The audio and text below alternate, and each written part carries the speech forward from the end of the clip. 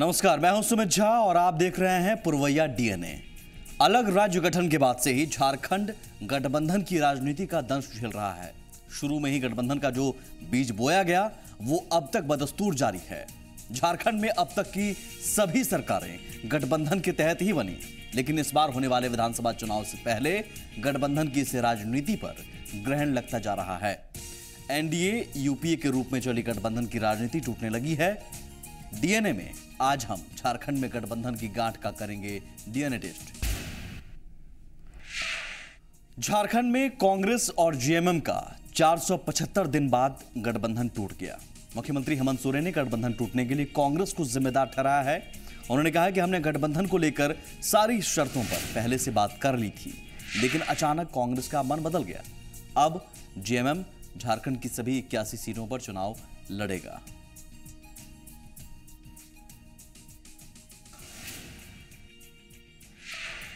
और वहीं जेएमएम के साथ गठबंधन टूटने के बाद कांग्रेस का कहना है कि अब कांग्रेस आरजेडी और जेडीयू के साथ विचार करेगी। राज्य के कांग्रेसी नेताओं का मानना है कि कांग्रेस अकेले चुनाव लड़कर अपना खोया हुआ जनाधार वापस पा सकती है। वहीं दूसरी तरफ आलाकमान गठबंधन को लेकर नई संभावनाओं पर विचार कर रहा है। इस बार झारखंड मुक्ति मोर्चा पूरी ताकत के साथ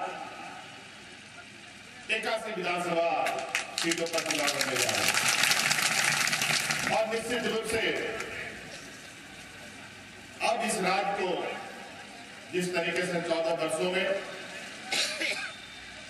इस राज्य ने राजनीतिक उतार चढ़ाव देखा है, अब कहीं ना कहीं इस राज्य को स्थिर करने की आवश्यकता है। आपने पिछले दिनों भी देखा होगा, पार्टी के तमाम नेता कार्यकर्ता सभी का ये मांग था और सभी का ये विचार था कि हमको चुनाव मैदान में अकेले ही जाना चाहिए, झारखंड मुक्ति मोर्चा को के साथ चुनाव मैदान में नहीं जाना चाहिए। और कुछ अव्यवहारिक मांगे थी जो झारखंड मुक्ति मोर्चा के द्वारा किया गया था। जिस तरह से उन्होंने सीट वाइज जो सूची थी वो अखबारों में प्रकाशित हुए और अन्य जगहों पर सार्वजनिक हुए, तो उसमें कई सीटें ऐसे भी थी जो कांग्रेस की सिटिंग सीटें हैं। तो ये अव्यवहारिक मांग पर कांग्रेस पार्टी के द्वारा लगातार उनसे बातचीत की जा रही थी और मुझे लगता है कि गठबंधन में जितने भी साथी हैं सभी को एक व्यवहारिक तरीके से अपनी बातों को रखना चाहिए, हठधर्मिता पर नहीं जाना चाहिए। और अब हम करते हैं इस संबंध के टूटने का डीएनए टेस्ट। इस टूट के बाद झारखंड देश का तीसरा ऐसा राज्य बन गया है जहां 2014 के आम चुनाव के बाद कांग्रेस का गठबंधन टूटा है। महाराष्ट्र विधानसभा चुनाव से पहले शरद पवार की एनसीपी ने यूपीए गठबंधन से किनारा कर लिया था। जम्मू कश्मीर में भी झारखंड के साथ ही विधानसभा चुनाव होने हैं, लेकिन नेशनल कॉन्फ्रेंस पहले ही ऐलान कर चुकी है कि वो अगला चुनाव अकेले ही लड़ेगी। अब जिस तरह से कांग्रेस एक के बाद एक साथी अलग हो रहे हैं, कई सवाल उठते हैं। पहला सवाल, क्या अलग थलग पड़ गई है कांग्रेस? दूसरा, क्या सहयोगियों का कांग्रेस पर भरोसा नहीं रहा? और तीसरा सवाल, क्या कांग्रेस एकला चलो की राह पर चल पड़ी है और शायद उसे ऐसा लग रहा है कि वो अकेले दम पर खड़ा हो पाएगी? क्योंकि पार्टी के कई वरिष्ठ नेता ये बात दोहरा चुके हैं कि कांग्रेस को अब अपने दम पर खड़ा होना चाहिए। और झारखंड में कांग्रेस का प्रदेश नेतृत्व शुरू से ही जेएमएम के साथ गठबंधन के पक्ष में नहीं था। प्रदेश नेतृत्व ने राहुल गांधी को पहले इस बात से अवगत करा दिया था कि संथाल परगना और कोल्हान प्रमंडल में जेएमएम सीट नहीं छोड़ना चाहता। इससे कांग्रेस को परेशानी होगी, कांग्रेस का वजूद ही संकट में पड़ जाएगा। हेमंत सोरेन जब दिल्ली गए तो कांग्रेस के केंद्रीय नेतृत्व ने जेएमएम से संथाल और कोल्हान में सीट छोड़ने की बात कही, पर जेएमएम कोल्हान में 2 और संथाल में 3 सीट से अधिक देने को तैयार नहीं था। अब कांग्रेस दोनों प्रमंडल में अधिक सीट चाहती थी। ये बड़ी वजह बनी टूट की। अब जब झारखंड में जेएमएम के साथ कांग्रेस का गठबंधन टूट गया है, यहां से सवाल है कि क्या कांग्रेस अकेले चुनाव लड़ेगी या आरजेडी और जेडीयू के साथ मिलकर? क्योंकि बिहार में कांग्रेस, जेडीयू और आरजेडी का महागठबंधन है। अगर साथ चुनाव लड़े तो किस स्तर पर सीटों का बंटवारा होगा और क्या यहां बात बनेगी? अगर बात नहीं बनी तो क्या तीनों अलग अलग लड़ेंगे? ये कुछ सवाल हैं जो झारखंड की राजनीति में इस समय चल रहे हैं।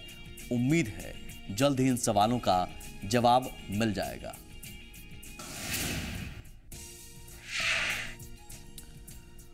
और हमारे साथ हम समझने की कोशिश करते हैं कि इस संबंध के टूटने के पीछे बड़ी वजह क्या रही और इसके बाद क्या सियासी भविष्य है। आशुतोष सिन्हा हमारे साथ मौजूद हैं, जी मीडिया संवाददाता, हमें समझाने के लिए कि आखिर इसके बाद आगे की तस्वीर बनेगी क्या।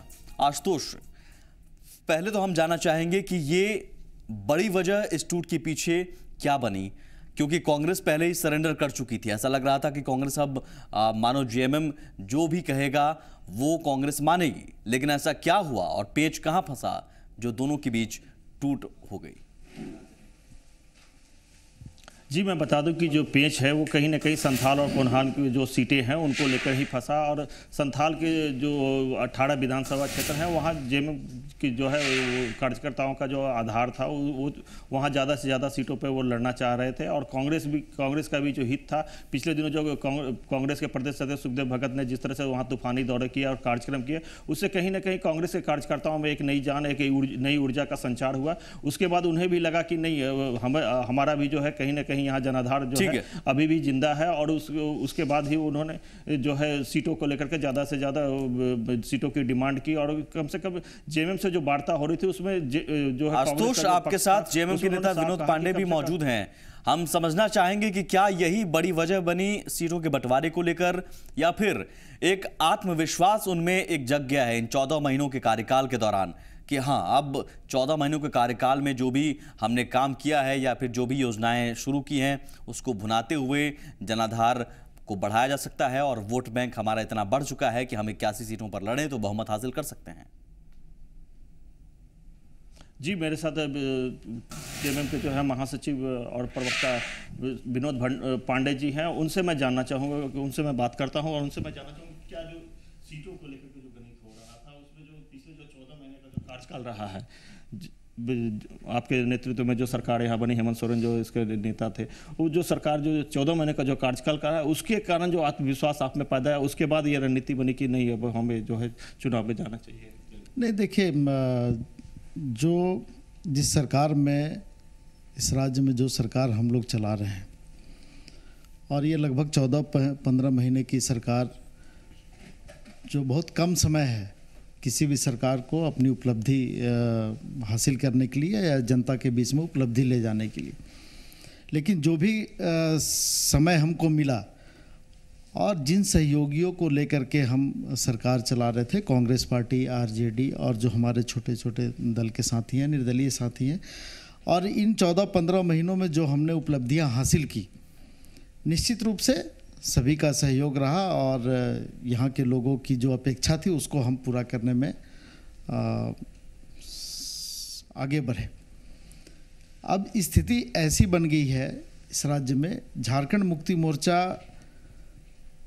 पहले भी चाहती थी, आज भी चाहती है कि गठबंधन के तहत चुनाव हो, ताकि जो भारतीय जनता पार्टी के विरोध में जो मत हैं, जो विरोध में लोग हैं, उनमें बिखराव नहीं हो। लेकिन जो सारे प्रस्ताव कांग्रेस पार्टी के तरफ से हम लोगों को मिले और उन प्रस्ताव पे 1-2 दौर के बातचीत के बाद में हम लोगों ने अपनी सहमति दे दी और पार्टी ने 41 सीट पे लड़ने की सहमति दी। आशुतोष, यहाँ और विनोद जी कह रहे हैं कि बिखराव ना हो, झारखंड मुक्ति मोर्चा इसलिए गठबंधन होना जरूरी था, लेकिन हम अब अलग हो गए हैं। ऐसे में सवाल है कि क्या अब अलग होने से बिखराव हो जाएगा और बीजेपी को फायदा मिलेगा? कांग्रेस पार्टी ने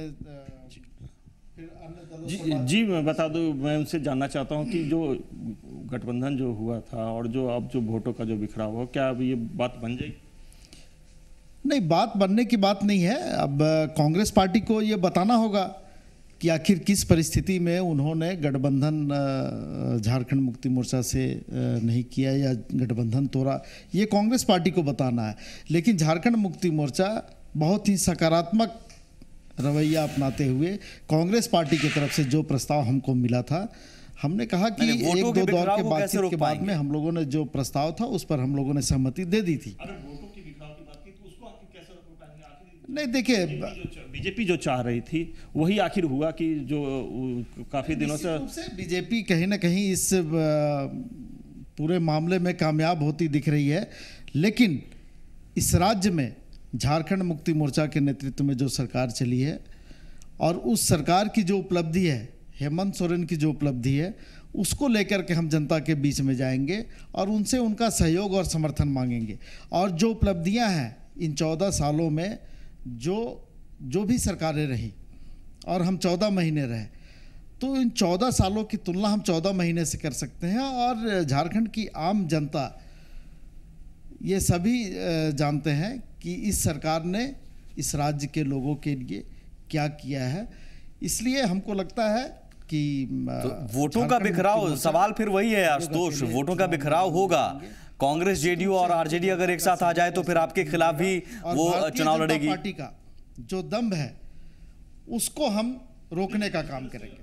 आखिर बात तो वही हो रहा है कि 14 महीने में आप लोग तीनों जो दल हैं वो मिलके शासन चलाए, लेकिन वोटों का जो बिखराव होगा वो तो उसी बातों पर जिस बात पे आप जो है वोट मांगेंगे, कांग्रेस और आरजेडी भी उसी बात पे वोट मांगेंगे। स्वाभाविक है कि जो वोटों का बिखराव है उसको हम रोकने में कामयाब होंगे। और झारखंड मुक्ति मोर्चा इस राज्य में आखिर प्रश्न उठता है कि आखिर पिछले बार भी 2009 के चुनाव में झारखंड मुक्ति मोर्चा इस राज्य में अकेले चुनाव लड़ी थी और सबसे ज़्यादा सीट इस राज्य में ला करके और इस राज्य में सबसे बड़ी पार्टी के रूप में अपने आप को स्थापित किया था। और ये परिस्थिति फिर पैदा हुई और हमने यह निर्णय ले लिया। तो क्या ये माना जाए कि चुनाव के बाद की स्थिति कुछ और भी हो सकती है, क्योंकि बीजेपी के साथ भी आप सरकार में रह चुके हैं, तो ऐसी नौबत आप दरअसल ऐसी परिस्थिति रखना चाहते हैं जिसमें कांग्रेस के साथ भी जा सकें और बीजेपी के साथ भी? क्या माना जाए कि चुनाव के बाद परिस्थितियां चेंज होगी, कुछ भिन्न होगी, कि आपके पास जो ऑप्शन रहेगा कि कांग्रेस के साथ भी हाथ मिला सकते हैं या बीजेपी के साथ भी? नहीं, देखिए, जब हम लोग एक साथ मिल करके सरकार चला रहे हैं, एक साथ हम लोग मिल करके पहले भी हम लोग चुनाव लड़ते आ रहे हैं, तो किस परिस्थिति में कांग्रेस पार्टी ने यह निर्णय लिया ये उनको बताना है। लेकिन ऐसी अगर परिस्थिति बनती है तो फिर हम आगे इस पर विचार करेंगे। लेकिन फिलहाल अभी जो परिस्थिति है उसमें झारखंड मुक्ति आगे विचार करेंगे। बहुत शुक्रिया आशुतोष, ये लाइन जो है बड़ा अहम है, आगे विचार करने की, यानी कि तस्वीरें फिर से बदल सकती हैं। और वैसे भी झारखंड जब से अलग राज्य बना है सियासत का एक प्रयोगशाला बन चुका है। बीजेपी के साथ कभी जेएमएम, कांग्रेस के साथ कभी जेएमएम, जनता तय नहीं कर पा रही है कौन किसके साथ है। और फिलहाल तस्वीरें जनता के सामने कुछ ऐसी ही है। एक छोटा सा ब्रेक लेंगे, हम जल्द हाजिर होते हैं।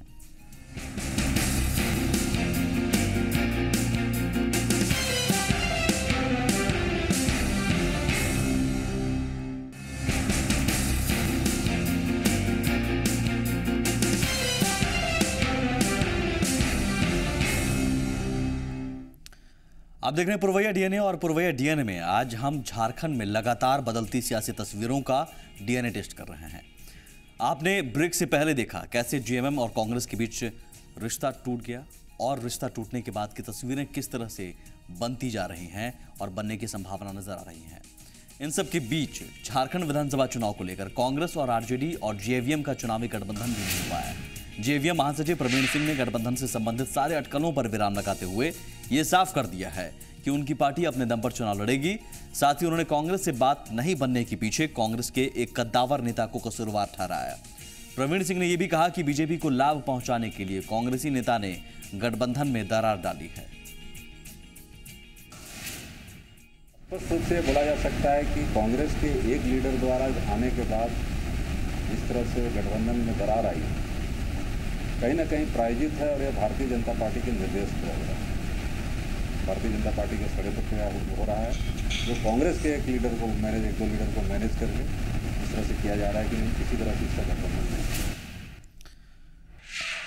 सवाल है कि कांग्रेस और जेवीएम के बीच भी गठबंधन क्यों नहीं हो पाया। हम डीएनए टेस्ट करते हैं इसका। हाल के दिनों में कांग्रेस और जेवीएम के बीच नजदीकियां बढ़ रही थी। जेवीएम जितना जेएमएम पर हमला बोल रहा था उस अनुपात में कांग्रेस जेडीयू और आरजेडी पर नहीं।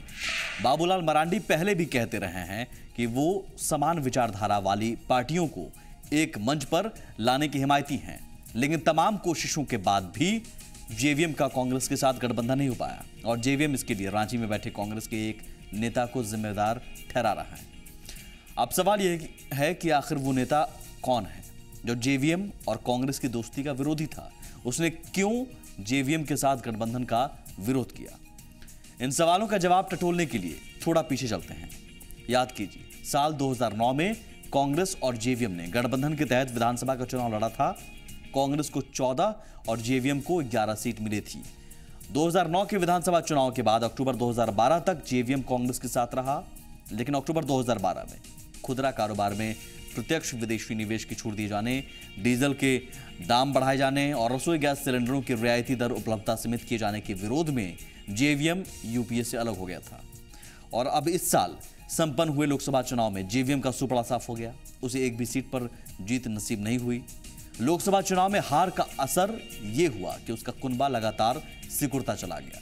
11 में से 8 विधायक पार्टी छोड़ चुके हैं। जेवीएम को दोबारा पांव पसारने के लिए एक मजबूत और विश्वसनीय सहयोगी की जरूरत थी, लेकिन कांग्रेस ने उस पर भी पानी फेर दिया। अब जब जेवीएम के लिए कांग्रेस के दरवाजे बंद हो चुके हैं, तो बाबूलाल पुराने घर बीजेपी में वापसी की बात ठुकरा चुके हैं। तीसरा मोर्चा बनाने की उनकी कोशिशें नाकाम हो चुकी हैं। ऐसे में अब देखना दिलचस्प होगा कि जेवीएम का होता क्या है। चलिए एक छोटा सा ब्रेक लेंगे, यहां पर पुरवैया डीएनए जारी है।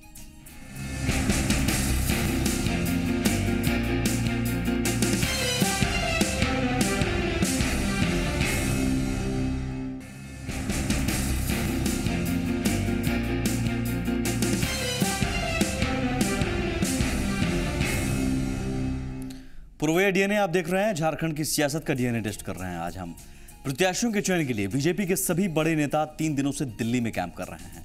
प्रदेश के नेता बैठक में पार्टी की ओर से कराई गई रायशुमारी की सूची साथ ले गए हैं। पार्टी कोशिश कर रही है कि जीतने वाले उम्मीदवार को ही प्राथमिकता दी जाए। इस बात का भी ध्यान रखा जा रहा है कि उम्मीदवार की छवि स्वच्छ हो। उम्मीदवार के नाम घोषित होने के बाद क्षेत्र के कार्यकर्ताओं में विरोध का स्वर नहीं उभरे। बैठक में प्रदेश प्रभारी त्रिवेंद्र सिंह रावत, राष्ट्रीय महासचिव सह प्रदेश संघ चुनाव प्रभारी भूपेंद्र यादव, प्रदेश अध्यक्ष डॉक्टर रविंद्र राय, राष्ट्रीय सह संगठन मंत्री सौदान सिंह, राष्ट्रीय उपाध्यक्ष रघुवर दास, सांसद राम टहल चौधरी, सुनील सिंह, अर्जुन मुंडा, सरयू राय शामिल हुए। इधर प्रदेश के नेताओं के साथ टिकट के कई दावेदार भी टिकट के लिए लॉबिंग करने में जुटे हैं। हालांकि इस बीच बीजेपी ने साफ कर दिया है कि झारखंड में बीजेपी सभी 81 सीटों पर चुनाव लड़ेगी, यानी बीजेपी का किसी के साथ गठबंधन नहीं होगा।